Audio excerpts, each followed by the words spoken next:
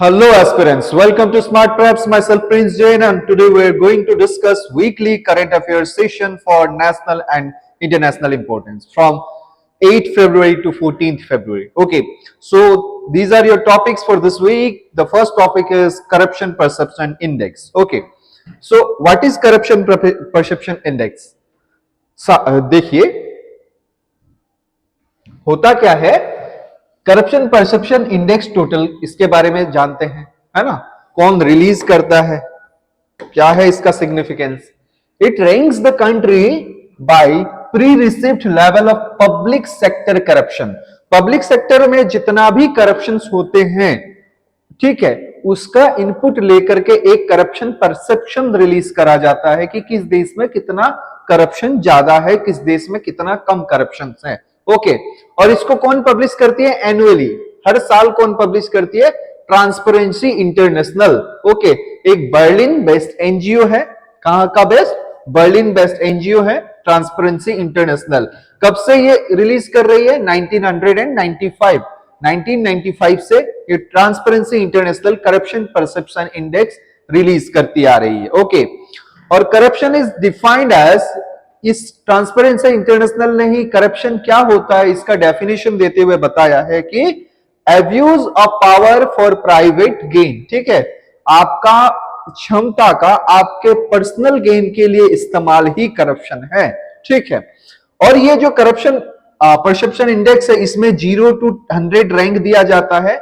अगर आपका पॉइंट 0 में आता है, इसका मतलब हाईली करप्ट देश माने जाते हैं, और 100 मतलब वेरी क्लीन करप्शन। ठीक है, मतलब ऐसा कोई करप्शन नहीं है उस देश में। अंडरस्टूड? अब देखो, करप्शन परसेप्शन इंडेक्स 2025 रिलीज हो चुका है, मतलब लास्ट ईयर का।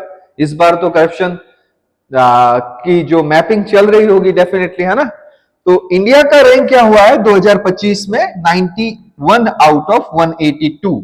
ठीक है, तो लास्ट 2024 में इंडिया का रैंक था 96, मतलब 5 रैंक से हम इस बार बेहतरीन परफॉर्म कर पा रहे हैं, है ना?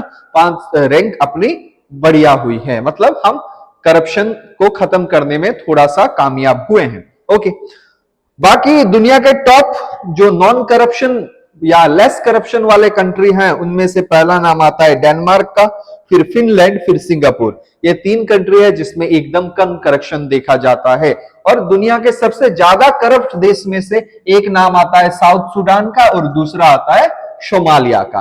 सो ये तो थी पूरी आपकी इंडेक्स की चर्चा। इंडेक्स में क्या है, क्या आपके फैक्चुअल इंफॉर्मेशन एग्जाम के लिए ज्यादा रिलेवेंट हो सकती है। So based on this topic you have a practice question. The corruption perception index is published by, कौन पब्लिश करता है? 4 ऑप्शन आपको दिए गए हैं, world bank, United nation, transparency international और IMF। तो 4 में से कौन सा करेक्ट आंसर होगा, आपको करना है कमेंट सेक्शन में आंसर। ठीक है, now next question, next topic, Vande Mataram the national song of India. ठीक है, आपको पता है रिसेंटली वंदे मातरम को जैसे हम अपना हर एक इवेंट में जैसे जनगण मन गाते थे, अभी सरकार ने, ठीक है, मिनिस्ट्री ऑफ होम ने बोला है कि वंदे मातरम को भी गाना है, और पूरे के पूरे 6 स्टेंजा पूरा का पूरा गाना है ना? सो क्या थी न्यूज, देख लेते हैं। अबाउट वंदे मातरम देख लेते हैं। ये वंदे मातरम जो सॉन्ग है ना, इसको कंपोज किया था बंकिम चंद्र चट्टोपाध्याय या बंकिम चंद्र चटर्जी ने। ठीक है, और ये पहली बार पब्लिश हुआ था एक जर्नल में जिसका नाम था बंगदर्शन। कब हुआ था? 7 नवंबर 1875, मतलब इंडियन नेशनल कांग्रेस के 10 साल पहले। इंडियन नेशनल कांग्रेस कब्ज होने के 1885 में हुई थी, तो ये 1875 में पहली बार पब्लिश हुआ था बंगदर्शन नाम के एक जर्नल में, याद रखना। दूसरा, letter include in the novel Anandamath. ठीक है, ये जो बंकिम चंद्र चट्टोपाध्याय जी की द्वारा लिखी गई ये जो सॉन्ग है, ये एक उनकी ही नॉवल आनंदमठ में 1882 में फिर से इसको इंक्लूड करा गया है ना। पहली बार कहां पे पब्लिश हुआ था? बंगदर्शन में।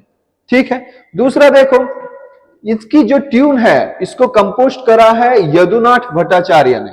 यदुनाथ भट्टाचार्य जी ने इसकी ट्यून को कंपोज करा है। ओके, फर्स्ट इस सॉन्ग को, वंदे मातरम को, एक पैट्रियोटिक सॉन्ग को किसने सांग किया था या किसने गाया था? कवि गुरु रविंद्रनाथ टैगोर जी ने 1896 में कांग्रेस सेशन इन कलकत्ता में इसको गाया था। ठीक है, ये आपकी हो गई फैक्चुअल इंफॉर्मेशन। 1907 में मैडम बीकाजी कामा ने जो फ्लैग अनफोल्ड किया था या फ्लैग होस्टिंग करा था, फ्लैग अनफोल्ड करा था, ट्राई कलर, उस ट्राई कलर के बीच में, कहां पे? जर्मनी में, है ना?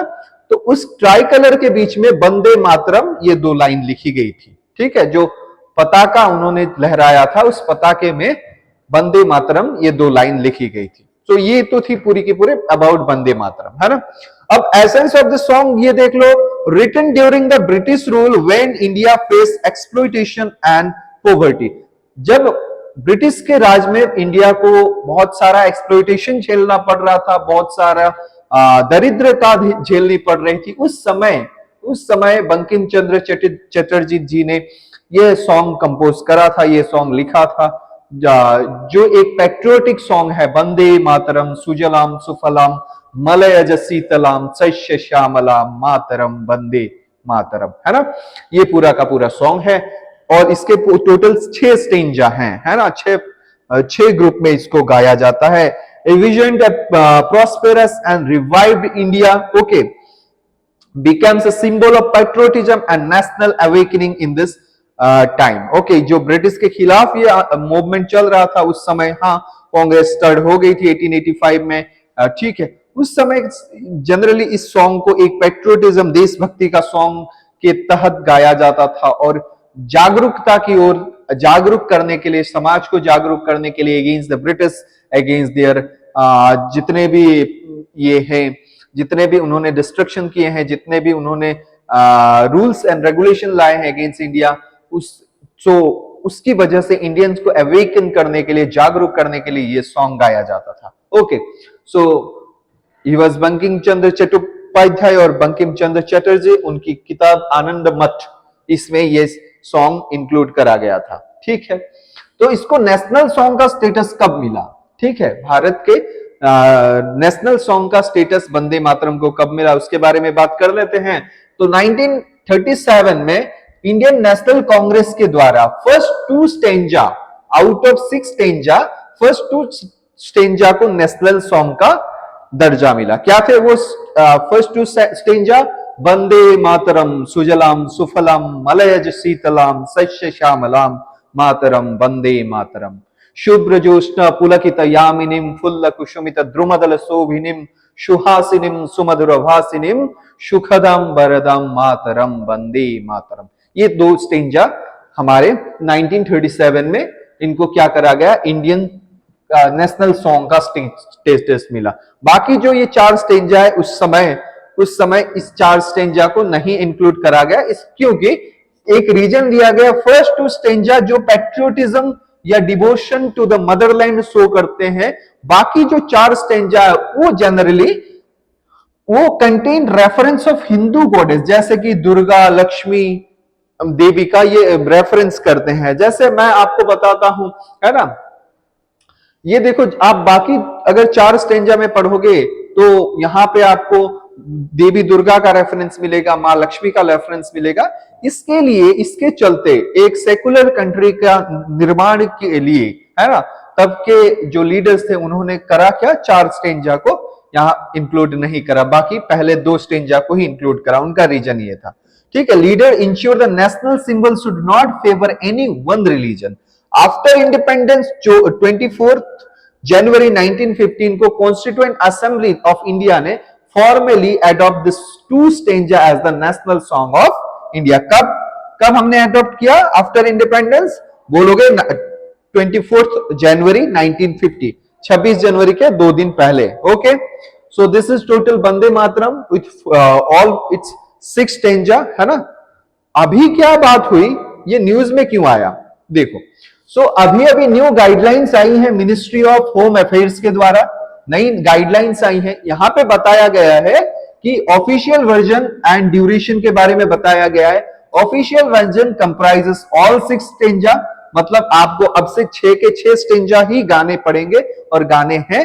कब गाने हैं, कितने समय में गाने हैं, तो अप्रोक्सीमेट ड्यूरेशन इसका कितना रहेगा, 3 मिनट 10 सेकंड में ये पूरा का पूरा सॉन्ग आपको कंप्लीट करना है ना, 3 मिनट्स 10 सेकेंड्स। ओके, और कब कब गाया जाएगा, occasion for playing the national song, कब कब, सिविल इन्विटेशन जो और सेरेमनी जैसे कि पद्म अवार्ड डिस्ट्रीब्यूशन की सेरेमनी होगी, और arrival and departure of president governor at formal stage function, जब राष्ट्रपति का आगमन होता है, फिर गमन होता है, राज्यपाल का आगमन गमन होता है, तब ये भी गाया जाएगा। फिर before and after the president address over all India radio and television, है ना, तब गाया जाएगा। मास सिंगिंग कब हो सकती है, during national flag unfolding, cultural ceremonial functions में, है ना, schools advise to begin the day with community singing, है ना, जब स्कूल में भी सुबह प्रातः जो प्रार्थना होती है, वो प्रार्थना में भी इस सॉन्ग को, वंदे मातरम को गाने का आह्वान करा गया है ना। तो की पॉइंट क्या याद रखने हैं, must be the official 6 stanza version, आपको गाने हैं, 2 वर्जन ही नहीं।